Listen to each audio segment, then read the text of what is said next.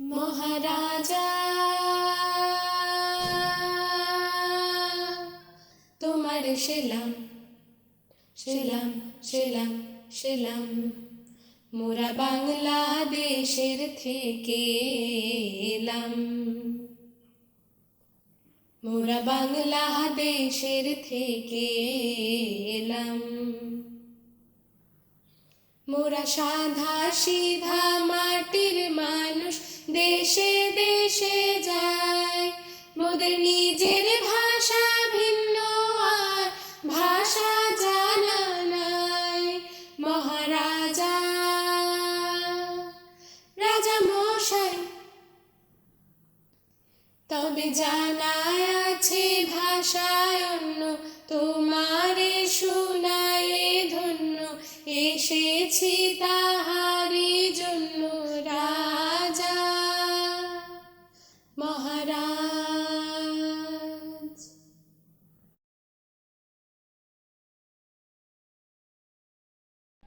নমস্কার, শুভ সন্ধ্যা।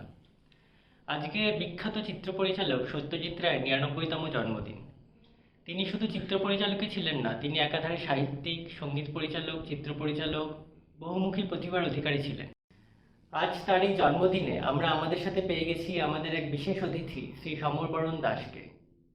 সত্যজিৎ রায়ের সাথে দেখা করার সৌভাগ্য খুব কম লোকেরই হয়। শ্রী সমরবরণ দাস ওনার এক বিখ্যাত মুভি হীরক রাজার দেশে অভিনয় করেছেন। তো আজকে আমরা জেনে নেব ওনার কিছু অভিজ্ঞতার কথা। হীরক রাজার দেশে সিনেমাতে অভিনয় করা নিশ্চয়ই আপনার জীবনের এক অনন্য অভিজ্ঞতা। এই অভিজ্ঞতার কথা যদি আপনি আমাদের সাথে একটু শেয়ার করেন। আমি এই সিনেমাতে সিপাহী রোল করেছি, আর সিপাহী রোল করেছি, করার পর যখন রোল করছি তখনই জীবনে আমি ভাবতে পারিনি যে আমি এরকম সত্যজিৎ রায়ের বইয়ে অ্যাক্টিং করতে পারবো। আমার জীবনের সব থেকে অন্যতম অভিজ্ঞতার মধ্যে এবং সর্বশ্রেষ্ঠ জীবনের অভিজ্ঞতাগুলোর মধ্যে একটা, যেখানে আমি সত্যজিৎ রায়ের বইয়ে অভিনয় করেছি। আমি সত্যজিৎ রায়কে চোখের সামনে দেখে নিজেকে গর্বিত মনে করেছি। এত পার্সোনালিটি নিয়ে উনি কথাবার্তা বলছিলেন এবং সামনে দাঁড়িয়েছিলেন, দেখেছি চোখের সামনে, তার জন্য নিজেকে খুব গর্বিত অনুভব করি। আপনি এখানে অভিনয়ের সুযোগ কিভাবে পেলেন? আমার পুরুলিয়ার মারোয়াড়ি নবযুবক সংঘ বলে এক ব্যায়ামাগার আছে, সেখানে আমি ব্যায়াম করতাম, আমার সাথে অনেকে ব্যায়াম করতো। তো সত্যজিৎ রায় ওখানে কিছু লোক পাঠিয়েছেন, ওনার নিজের কোনো সহকর্মীদেরকে দুজন তিনজন এসেছিলেন। ওখানে সহকর্মী এসে আমাদের তিনজনকে ওখানে সিলেক্ট করেছেন, তার মধ্যে আমি একজন। আচ্ছা, সিলেকশন কিভাবে হয়েছিল? সিলেকশন হয়েছে চেহারা, ফিগার, ব্যায়াম করা ফিগার, যাতে সিপাহী রোলটাকে ভালো মতো তৈরি করতে, ফুটাতে পারে, পরিস্ফুটন করতে পারে, সেই জন্য আমাদের অডিশন হয়েছিল। আচ্ছা, শুটিং এর লোকেশন কোথায় ছিল? শুটিং এর লোকেশন ছিল অযোধ্যা, পুরুলিয়ার অযোধ্যা হিলস আছে, তার সামনে সিরকাবাদের থেকে একটু আগে মিসিডি বলে একটা জায়গা আছে, ওই মিসিডিতে শুটিং হয়েছিল। পুরো সিনেমার শুটিং কি ওখানেই হয়েছিল? পুরোটা আমি ঠিক জানি না, কারণ আমি তো ছোট্ট একটা রোল করেছিলাম, সিপাহী রোল। তো আমি ওখানে যা রোল করেছি তার মধ্যে যতটুকু মনে হয় 21 দিন শুটিং হয়েছিল ওখানে। 21 দিন, তারপরে বাকি অন্য জায়গায় হয়েছিল। আচ্ছা, 21 দিনের মধ্যে আপনাকে কি রোজই? না, আমার রোজ ছিল না, আমার ছিল 11 দিনের অভিনয়। 11 দিন আমি অভিনয় করেছি।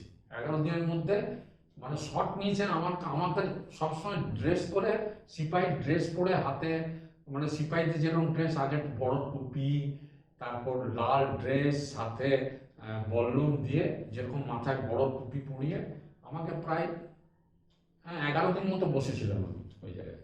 আচ্ছা আচ্ছা, অভিনয় করার আগে আপনাকে সত্যজিৎ রায় কিছু টিপস দিয়েছিলেন?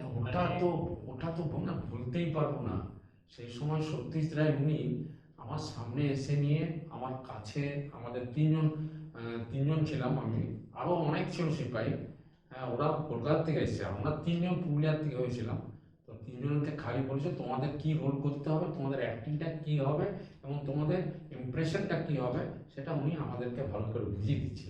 সত্যজিৎ রায়কে ক্যামেরায় মানে সেটের মধ্যে আর সেটের বাইরে যেভাবে দেখেছেন সেটা একটু যদি বলেন। ও ও তো ভোলা যায় না, এখনো মনে হয় চোখ বন্ধ করলে আমি এভাবে দেখতে দেখতে পাই যে সত্যজিৎ রায় আমার সামনে এসে কি দাঁড়ালেন, বসলেন, তার ড্রেস, তার চেহারাগুলো এখনো আমার মানে মাথার মধ্যে এখনো আছে, শরীরের মধ্যে, হৃদয়ের মধ্যে এখনো ঢুকে আছে। পায়জামা, পাঞ্জাবি, সুপুরুষ যাকে বলে, আর কালো চশমা চোখে, হাতে মাঝে মাঝে চুরুট খেতেন উনি, ওই চুরুট খেতেন। আর তারপরে একটা চেয়ার ছিল, চেয়ারের মধ্যে বসতেন। আর চেয়ারটা একটু ইজি চেয়ার টাইপের, আগেকার পুরোনো নিচু টাইপের চেয়ার, ওর মধ্যে হাফ পায়ে চটি, কালো চটি, সাদা পায়জামা, পায়জামা এটা ছিল খুব বড়, আর পাঞ্জাবি পরেছেন, হাতে গলায় একটা সরু নলের মতো দূরবীন ছিল আর কি। আমরা সবাই জানি উনি খুব পারফেকশনিস্ট ছিলেন। আমার শটটাকে উনি প্রথমে বুঝিয়ে দিলেন যে কি করতে হবে। আমাকে একটা প্রথম বললেন উনি যে আপনি এইভাবে বলবেন, এই হচ্ছে পজিশন, আপনি আমার রাজা মশাইয়ের স্ট্যাচুর সামনে আপনি বসবেন, পাহারা দিচ্ছেন আপনারা। সেইখানে পাহারা দেওয়ার সময় আপনার মুখে রাত্রিবেলা শুটিং হচ্ছে, ঠিক ভোর ভোরে শুটিং হবে, ভোরের সময় আপনার আদৌ ঘুমো ঘুমো থাকবে চেহারা, তার সামনে আপনার সামনে গুপি বাবা আসবেন, এসে বলবে হিরে চাই, হিরে। আপনি বললেন হিরে, হিরে আবার কি বলে, এইটুকুন আপনার খালি আপনার থাকবে যে আপনি গোটা রাত পাহারা দিয়েছেন, তার জন্য চেহারার মধ্যে আপনার সেরকম জন্য ভাবটা ফুটে ওঠে। আরেকটা ছিল দড়ি মেরে ধরে মারো টান, ব্যাস এই দুটো অভিনয় আমি করেছি। আর আমি চোখের সামনে দেখেছি তপেন চ্যাটার্জি, রবি ঘোষ আর সৌমিত্র চ্যাটার্জিকে, আমি চোখের সামনে ওনার সাথে কথা বলেছি, এখনো কথা বলতে পারিনি, এখনো ওনার কথা মনে পড়ে যে ওনাকে চোখের সামনে আমি দেখেছি এবং 11 দিন ওনার সাথে সময় কাটিয়েছি।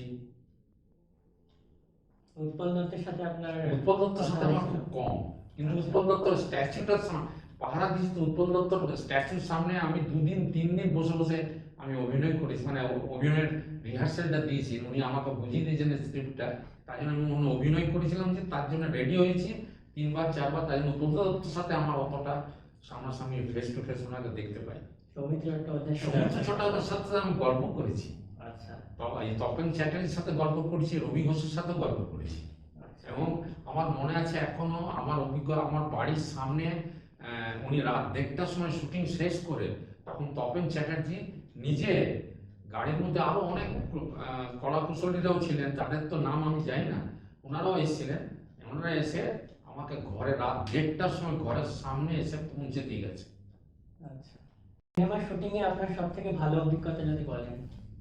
আমি আজকে কিন্তু একটা কথা আমার মানে বলতে খুব মানে ভালো লাগছে, সেটা হচ্ছে কি, আজকে আমার এই সত্যমিত্রের জন্মদিনে আমাকে মনে পড়েছে এবং আমার কথা ভেবেছেন আপনার, তার জন্য প্রথমে অশেষ ধন্যবাদ। কারণ আমি সত্যজিৎ বই পাঠ করেছি, এই সিপাহী রোল অ্যাক্টিং করেছি, তার জন্য মনে রেখেছেন আপনারা, তার জন্য অশেষ ধন্যবাদ।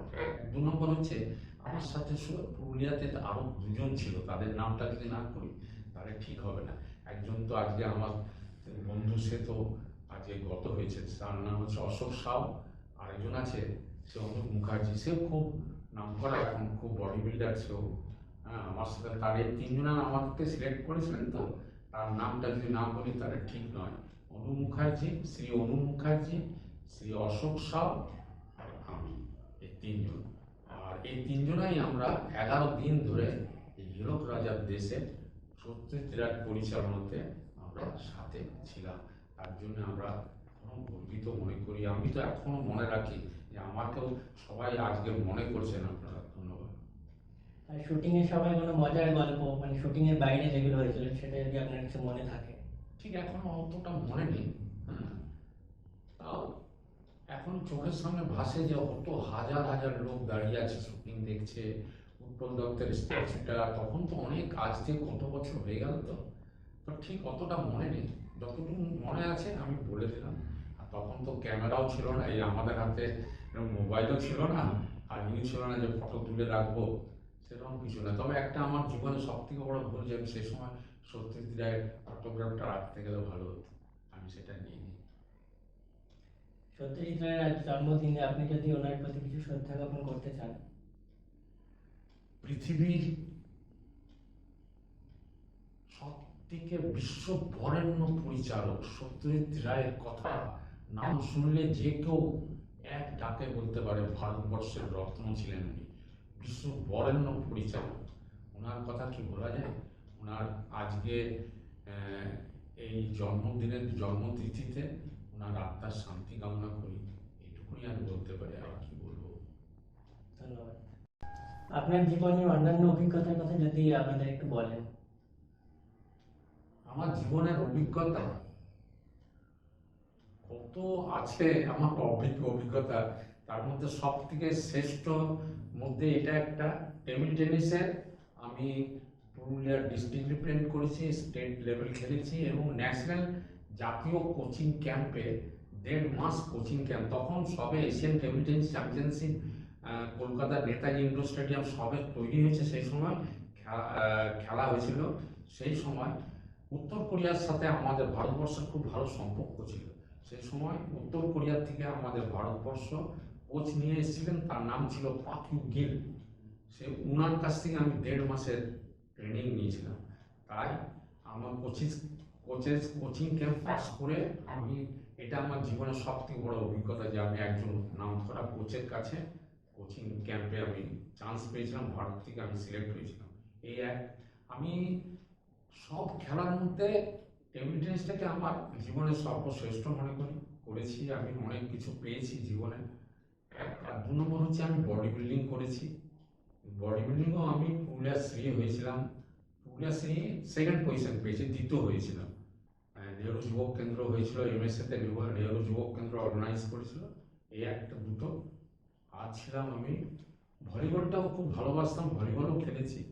তবে আমার খেলার মধ্যে টেবিল টেনিস এবং আমার ফিগার খুব, মানে তখন বডি বিল্ডিং করতাম, তো তার জন্য ফিগারটাও আমার এখন খুব ভালো ছিল। এখন বয়স হয়েছে একটু, কিন্তু ফিগারও আমি খুব তৈরি করেছিলাম। আর জীবনে সব থেকে বেশি খেলাধুলার সাথে এখনও যুক্ত আমি খেলাধুলা পুরুলিয়ার বডি বিল্ডিং অ্যাসোসিয়েশনের সাথে যুক্ত, টেবিল টেনিসের সাথে যুক্ত, যোগার সাথেও কিছুদিন যুক্ত হয়েছিলাম, ভলিবলের সাথে তো এখনও যুক্ত আছি আমি। আর এখনও আমি ওই মারোয়াড়ি নবযুবক সঙ্গেতেও সকালবেলার ডেইলি ব্যায়াম করতে